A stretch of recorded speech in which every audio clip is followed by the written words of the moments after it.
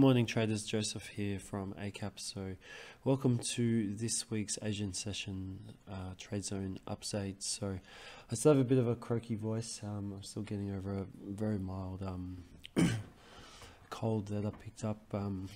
So if I do have a coughing episode like on Friday's video, I do apologize, but yeah, hopefully fingers crossed. So we'll start with Friday. So we had employment data come out from Canada and the US. So we saw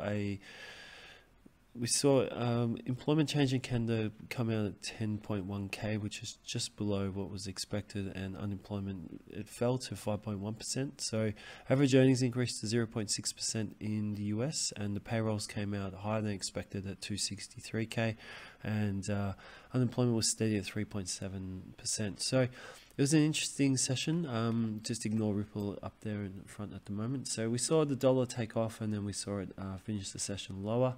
So it looks like the market has interpreted that data as not something really to be concerned about in the overall scheme of things with the economy. Now, another inflation index came in lower than expected, and so inflation continues to, the real big fears we saw with inflation continue to cool, and we've just, to a degree, I'm not going to say they're cooling greatly, but we can see now that the dollar index is open this morning, and it has opened with a gap higher. So that is something that continues this wishy-washy type of response to the payrolls on Friday. So we did see that nice move up before that strong move down. Now there's quite a similar story on risk FX. So we saw some very strong moves again from the yen. We'll get to those in a moment, but as we can see here, we saw pretty choppy sessions on Friday. It was one of those classic NFPs where the market really didn't end up knowing where it was going to go. So the dollar did have some direction, but as we can see here, we had some pretty choppy sessions. So the euro did finish high, but we had that very strong move down at one stage. And the pound, similar story, a little bit less volatile than the euro, and the Aussie wasn't as volatile either. So the dollar CAD, we'll focus on that one. We had a chat about that one because it doubled the data. So we had a pretty okay range, nothing too above average, but it was 87, 88 pips there, and we had that move up and a flat finish. And so basically with risk markets at the moment, we're at the top of the top of rally points. There is some resistance around, so 68.07 for the Aussie, for instance. So again, markets look to be sort of working themselves out. We'd probably want to see another good move up to with a close above that 68.50, just to really show that buyers are still in control on the Aussie, and we really wouldn't want to see a close below 67.63. The euro is doing the best out of the three at the moment, so new monthly highs, and it is a fair way off now. So if we did see a pullback, we'd just like to see that series of high lows and high highs continue, just to show that this trend continues. But we are getting a point, if we do see a new rally where we're going to see a test of that 0.580 resistance. So it still doesn't feel like too long ago that the euro was below parity and we were watching that, but now it's really well back above that point, and trying to continue to pull back some of those losses we saw earlier in the year in this period here. So again, if we do see a pullback, just want to see that continuation with a higher low and then a new test and break. Now we'll go over to some of the yen pairs. This morning the yen is weaker, but this wasn't the case on Friday. We saw another bout of strong selling. Nothing was really spared, so this short to medium term downtrends continue to play on. This could also still be seen as a corrective phase in this trend here, and the Aussie definitely not. That's in a very solid range, and we've seen a real test of that lower support / demand area. We'd hope to see buyers re-engage around at this point.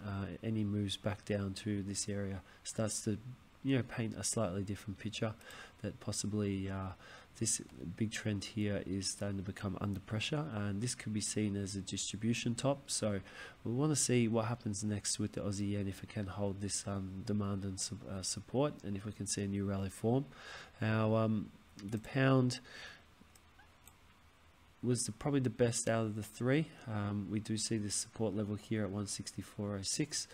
We'd like to see if price can continue to form a bit of a range, and if we could see a new push higher after holding that support, any break below this point here, that's maybe you know, momentum is turning definitely to the bear side of the coin. So the dollar yen, so the dollar obviously was weaker on Friday after that job starter, so we saw a new decline. We're looking to see what happens if the price reaches, you know, 132.70 area, if that will come in as support. And you know, it's interesting. Markets always do turn. So you know, it was such an amazing trend from 2021 through 2022. It was one of the, you know, the real stunning forex trends, you know, this year basically. But as with everything in the markets, nothing lasts forever, and we are seeing this decline now. So we'll continue to look if the dollar does continue to weaken. If we just see that series of lower highs and lower lows, we already have one here. That's a good example there with that new lower low. So if we do see a rally, we'll look for a new lower high and then a new push lower that breaks the previous low, just to show that this trend is going to continue. This is definitely still a corrective phase. We haven't really reached the 50% point of this entire trend yet, so we could even see a resumption of it, but we would need to see some pretty solid evidence, as now this leg here, that leg here is definitely well and truly busted for now. So it'll be interesting to see what happens over the short to long, you know, medium term with the dollar yen, if we do continue to see some declines. Now, an interesting pair was the Kiwi USD. So it has been shaking off some, you know, some of the other mixed action from some of the other big three to the dollar, and we have seen some nice moves up. So Friday had a very nice move up as well. There's this gap lower today, but we are seeing some buying. We see that point at 64.36 as possibly the resistance test. We'll see what happens if we get back up there, but it's a very nice trend at the moment, probably due, you know, at some stage in the future, sorry to say things like that, for a decent test by sellers. But a lot will come down to if the dollar can find some momentum to try and force that into happening. Now the euro pound, we just wanted to bring that one up at the moment because it does continue to hang around this level here. We were wondering if we could see a break. We have had a couple of attempts, but they've failed. So we wanted to see, well, this is the support for us. It's 85.70, and we want to see if buyers can hold a break at that point. And we'd like to see if sellers can break that 85.46 and hold a close below that to sort of show that they are getting a new short-term downtrend underway. Now, gold had not a rough night, but it did have a deep retracement, but that was fought back late in the session as the dollar was sold off. And yeah, it continues to move on. We'll just look for price to, you know, continue to trade hopefully above that 1768.70 area. And if we do see a new move down, we just want to see a new higher low and then push higher. We want to see a close above this 1803 area as well, just to show the buyers are, you know, still maintaining control after that next lower high. Now, stocks, we saw a mixed session for stocks. It was pretty quiet. There was a bit of movement. Traders didn't really but there was some mixed signals from the payrolls data, and it was mainly a really choppy session. So the Dow added, you know, 34 points, the S&P lost 4.87, and the NASDAQ lost 20 points. So the as we can see here, there was a lot of indecision where that sharp move down and then a flat finish, and we can see this morning a little bit of selling. We look to have a fair bit of demand in this area here, so we'd like to see if that can continue to hold, and if the Dow can get some more forward momentum and push up and test 34.588 and hopefully break it and move higher. And similar over on the other top US indexes. So let's update that for you. So yeah, we just want to see a break of this high to continue this trend. And the NASDAQ, which has been lagging probably the most, we like the other story. We just want to see a break above this level here with a close, just to show the buyers remain in control, and that trend's going to take a new leg higher. So I'm just going to go over a couple of things that are coming up this week. to keep a bit of an eye on. So we have no key news coming out today. We had a few comments that we'll get to from the ECB. ISM services PMI on Tuesday. The Australian cash rate is coming out on Tuesday. Rates are expected to increase to 3.10% from 2.85%. The RBA did come out with a few comments, so keep an eye on that. It could be a hint that there could be lower interest rates moving forward, but we will have to see what happens with that on Tuesday. We also have Australian GDP on Wednesday, and the Canadian interest rates are on Thursday, and they're expected to come in higher at 4%.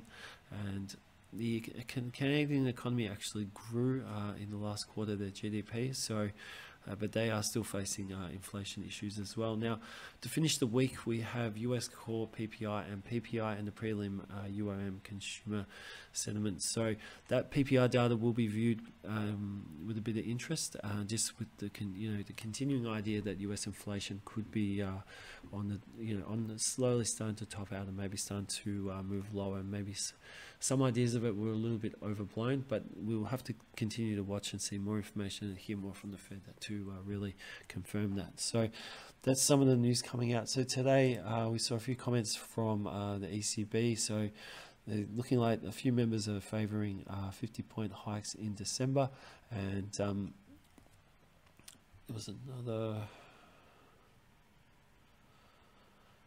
So that's some of the ideas coming out from the ECB RE on the rates, and some of the other things apart from the PPI and some of the Australian data that's coming out this week. Traders should also just keep an eye on the Australian GDP as well, just to see how the economy is going and if that can have a bit of an influence on feeding the Aussie. We will finally just move on with oil. And that is after a bit of a decline on Friday, oil is starting to break this fast trend now. So we are going to keep an eye on it this week to see if this is starting to turn into a new recovery. And we have had this move down. So even if we have one more bar down, as long as we don't really get down to this area at 77.55, it'd be quite a positive, and we'll be looking for a higher low. And if we do see a break above this level at 82.13, that could be a positive for buyers, and it could be confirming that that trend is broken, and we could see some higher moves. And if we do get a close above that resistance at 82, we're definitely looking to see if buyers can really get back into the market, if we could see a move back up to 85. So that's it for today's update. Just finally, the ASX is opening, and we have a 3-point lead at this stage, and just watching the futures at the moment. So we are seeing a slight gain on the US 30 with the futures, and slight gain on the SPX and the NDX 100. So it could be a bit of a mixed open as well in some of the Asian indexes as well, after a bit of a flat to mixed session after the US jobs data. So that's it for today's update. Thank you very much for your time this morning. I hope you've enjoyed it. Sorry I was a little bit all over the place. As I said, I'm trying to get over this mild cold I picked up. And we hope that you have a fantastic trading week. Definitely the US PPI data later in the week, and local traders for us will be keeping our eye on the cash rate and the message from the RBA after some of the comments from Governor Lowe. And we'll be looking at Australian GDP as well, just to see how the economy is rolling along. So thanks again. Please subscribe. We have some fantastic analysts coming up this week once again, and a lot of fantastic live analysis coming through. So if you are enjoying that, or if you would like to check that out, please make sure you subscribe to take part in that and have a look at it. And until Friday, when we do our weekly wrap, we wish you the best with your trading this week, and all the best for your week. And thanks again very much for your time this morning, and bye for now.